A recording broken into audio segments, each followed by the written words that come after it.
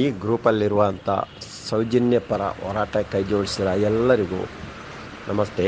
ನನ್ನ ಹೆಸರು ಜಯಂತ್ ಟಿ. ಇವಾಗ ನಾವೊಂದು ಮಾಹಿತಿ ಹಾಕ್ತೀವಲ್ಲ, ಇದನ್ನು ಆದಷ್ಟು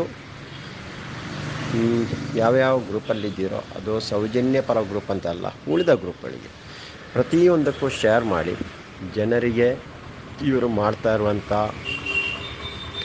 ಹೆಣ್ಣು ಬಕಾಸುರನ ಕೆಲಸ, ದೇಶದ್ರೋಹಿ ಕೆಲಸ, ಉಗ್ರಾಮಿ ಕೆಲಸ, ಇದನ್ನೆಲ್ಲ ಜನರಿಗೆ ಗೊತ್ತಾಗಬೇಕು. ಯಾವ ರೀತಿಯಲ್ಲಿದ್ದಾರಂತ, ಜನರನ್ನು ಯಾವ ರೀತಿಯಲ್ಲಿ ಒಡೆದು ಬಡಿದು ಕೂರಿಸ್ತಾ ಇದ್ದಾರಂತ ಗೊತ್ತಾಗಬೇಕು. ಅದಕ್ಕೋಸ್ಕರ ಪ್ರತಿಯೊಬ್ಬರು ಇದನ್ನು ಶೇರ್ ಮಾಡಿ ಸೌಜನ್ಯಗೆ ನ್ಯಾಯ ಸಿಗಬೇಕಾದ್ರೆ ಇಂಥದ್ದು ಜನರಿಗೆ ಗೊತ್ತಾಗಬೇಕು. ಎಷ್ಟೋ ಜನರಿಗೆ ಸೌಜನ್ಯ ವಿಷಯ ಇನ್ನೂ ಗೊತ್ತೇ ಇಲ್ಲ. ಅಂದರೆ ಮೊನ್ನೆ ರಾಧಿಕಾ ನಮ್ಮ ಕಾಸರಗೋಡು ಅವರ ಮೇಲೆ ಒಂದು FIR ಆಗಿದೆ.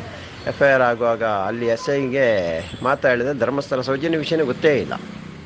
ಈ ರೀತಿಯಲ್ಲಿ ಆಗಿದೆ. ಯಾಕಂದರೆ ಇವರು ಜಾಲತಾಣಗಳನ್ನೆಲ್ಲ ಬಂದ್ ಮಾಡಿದ್ದಾರೆ.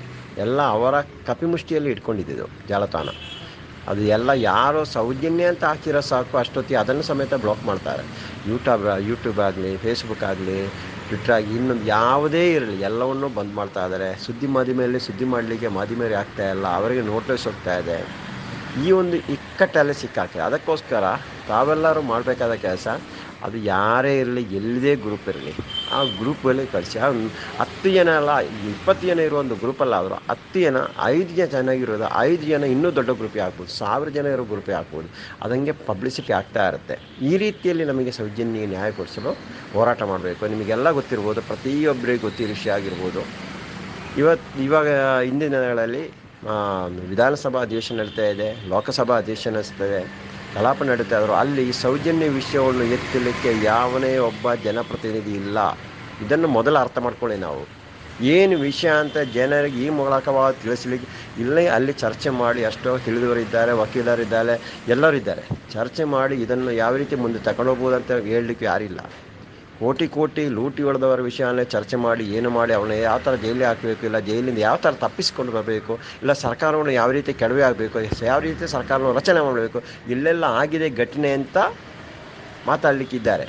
ಆದರೆ ಇವಾಗ ಈ ಕಲಾಪದಲ್ಲಿ ಎಲ್ಲೆಲ್ಲಿ SIT ತನಿಖೆ ಆಗಿದೆ, ಎಷ್ಟು ವರ್ಷದ ಪ್ರಕರಣ ಎಷ್ಟು ಓಪನ್ ಆಗಿದೆ, ಓಪನ್ ಆಗಿದೆ, ಇದನ್ನು ಯಾವ ರೀತಿಯಲ್ಲಿ ಮಾಡ್ಬೋದು, ಮುಂದಿನ ದಿನಗಳಲ್ಲಿ ದಕ್ಷಿಣ ಕನ್ನಡದಲ್ಲಿ ಯಾವ ರೀತಿಯ ಈ ಉಗ್ರಾಮಿಗಳ ವಿರೋಧಿಗಳ ಚಟುವಟಿಕೆ ಜಾಸ್ತಿ ಆಗ್ಬೋದು, ಅದನ್ನು ಯಾವ ರೀತಿ ಕಡಿವಾಣ ಹಾಕ್ಬೋದು, ಇಲ್ಲ ಈ ಹೋರಾಟ ಯಾವ ರೀತಿ ಮುಂದಕ್ಕೆ ಹೋಗ್ಬೋದು, ಇವರಿಗೆ ಯಾವ ರೀತಿ ನ್ಯಾಯ ಕೊಡಿಸಬೇಕು ಎಂಬುದನ್ನು ಮಾತಾಡಿಸಲು ಇವತ್ತಿ ತನಕ ಒಂದೇ ಒಂದು ಜನಪ್ರತಿನಿಧಿ ನಮ್ಮ ಮುಂದೆ ಇಲ್ಲ. ನಾಳೆ ನಮ್ಮ ಮನೆಯಲ್ಲಿ ಹೆಣ್ಣು ಮಕ್ಕಳು ಯಾವ್ದಾರು ಇದೇ ಪರಿಸ್ಥಿತಿ ಅಂತ ಆಲೋಚನೆ ಮಾಡಿ ಪ್ರತಿಯೊಬ್ಬರು ಮಾಡಬೇಕಾದ ಕೆಲಸ ಏನಂತ ಇದನ್ನು ಶೇರ್ ಮಾಡಿ. ನಿಮ್ಮಿಂದ ಯಾವ ದೊಡ್ಡ ಹೋರಾಟ ಅಂದರೆ ಶೇರ್ ಮಾಡ್ತಾ ಇರೋದು.